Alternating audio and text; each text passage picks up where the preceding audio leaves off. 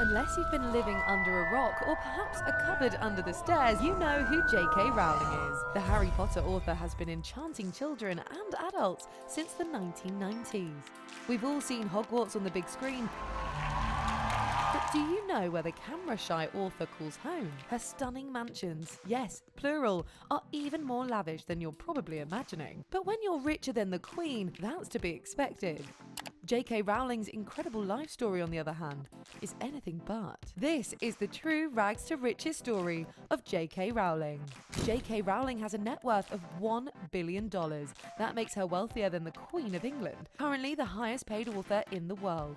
Rowling has managed to turn words into gold with her beloved children's book series. When Rowling's not writing about fantastical worlds, she's living in them.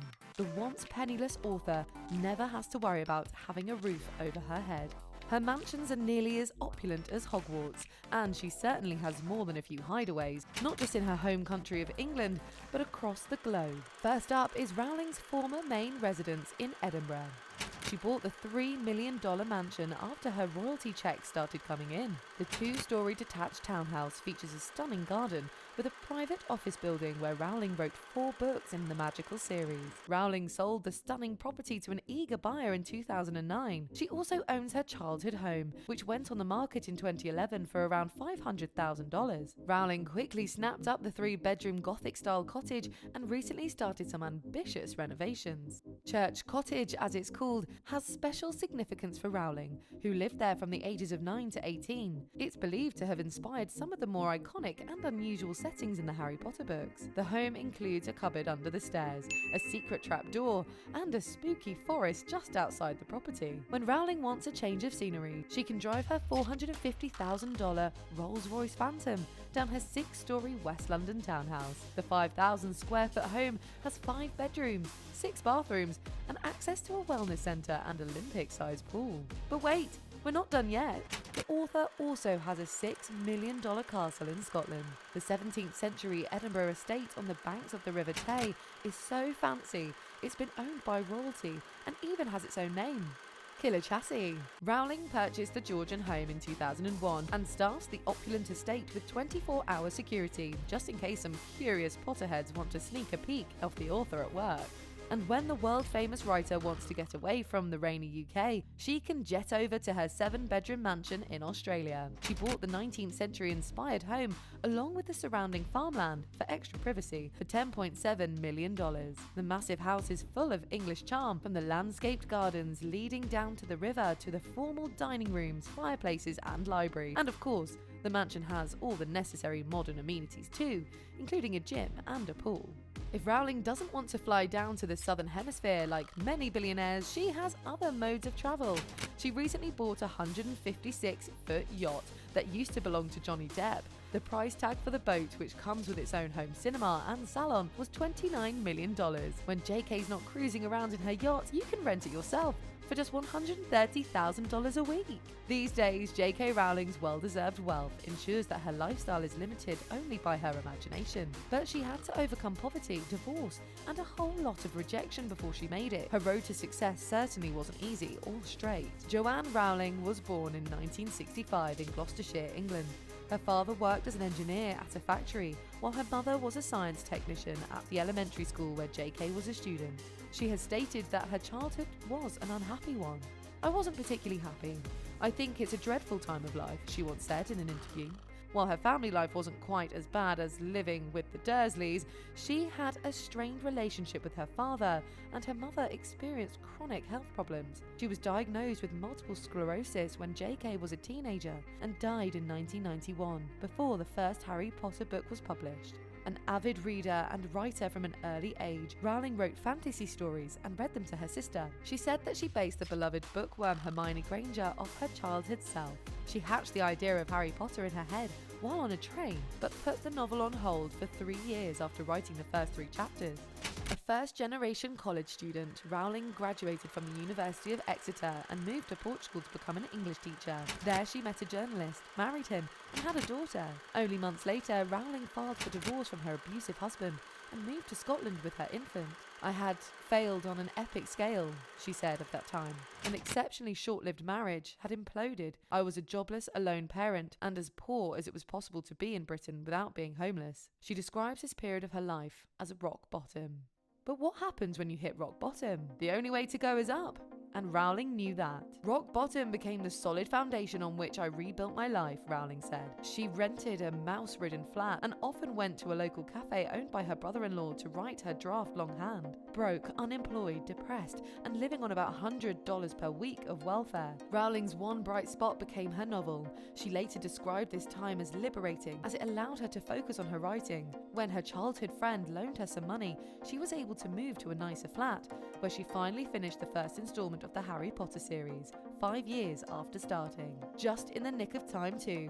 Rowling applied to become a teacher after she completed her novel, a job that would cut her writing time down significantly. But the road to success wasn't quick and easy from this point either. Harry Potter and the Sorcerer's Stone was famously rejected by 12 publishers. When it finally sold to Bloomsbury, the publisher ordered a print run of only 500 copies. A year later, Rowling's royalty check totaled about $4,000. The tide changed when the US rights were auctioned, and Scholastic took a chance on our favourite young wizard. In 1998, the series shot into the stratosphere. It wasn't long before Rowling became the ultimate rags to riches tale. To date, Rowling's magical series has sold more than 500 million copies and has been translated into more than 70 languages. JK Rowling is one of the most successful authors of all time, a far cry from her early beginning. By 2004, nearly 14 years after she first had the idea for Harry Potter, Rowling became the first author to earn $1 billion. While the days of people waiting in line outside bookstores for the next installment of the beloved series are a few years behind us, Pottermania shows no signs of dying down anytime soon. The success of Rowling's books launched a multi-billion-dollar movie franchise, theme parks, and spin-offs, not to mention loads of merchandise, wands, action figures, clothes, and games for fans of all ages. The magical world of Harry Potter continues to expand, bringing in new readers and viewers, and breaking box office and book sales records whilst doing it.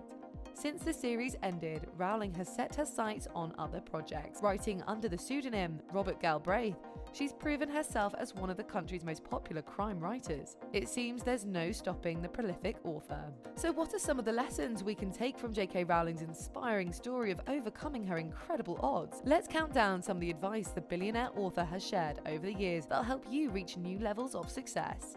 First, don't be a victim of circumstance, be a victor. It can be hard to let go of a difficult past. After all, our worst experiences sometimes shape us into the people we are now. But on the flip side, we can cling too much to those what ifs. What if I'd had more opportunities as a child? What if I'd started my business earlier? JK Rowling knows how important it is to take responsibility and find ways to move on from your past so that you can focus on your future.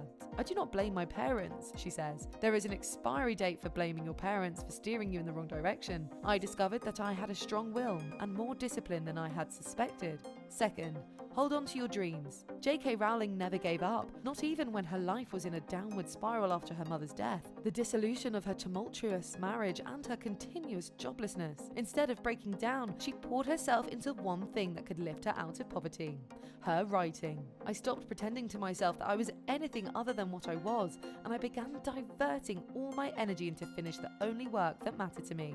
Third, dare to be different. Before the Harry Potter series, the last epic fantasy series published was probably Lord of the Rings, and that's not really for kids. It's no exaggeration to say that Rowling is in a league of her own.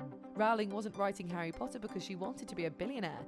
She wrote the book because she had an old typewriter and a big idea she needed to tell. She probably never expected that millions of people around the globe would read her books. Ultimately, she did more than write books that sold millions of copies. She inspired an entire generation of readers and writers. Fourth, failing is just a natural consequence of trying.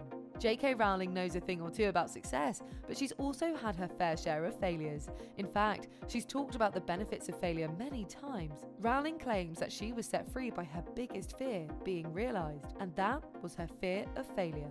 "I was set free because my greatest fear had been realised, and I was still alive, and I still had a daughter whom I adored, and I had an old typewriter and a big idea," she says. It is impossible to live without failing at something unless you live so cautiously that you might not have lived at all, in which case you fail by default.